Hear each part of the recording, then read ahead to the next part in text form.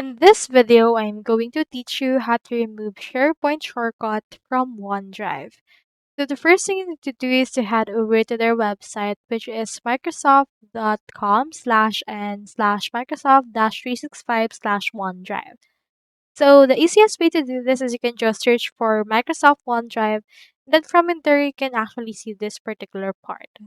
Now you have two options. You can either create a free account or you can also sign in. If you already have an account, just head over and click on the sign in option right there if you would want.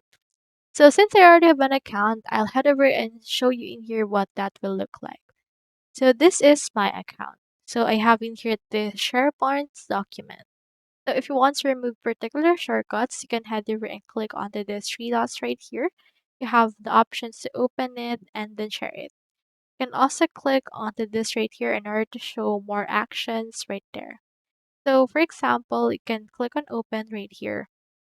So in order to remove it, you first need to open it and then delete it locally from there. We have in here our actual files from our actual OneDrive.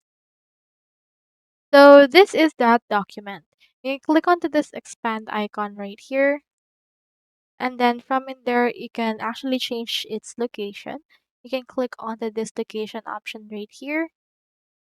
And then you can actually remove it from the Documents tab right there.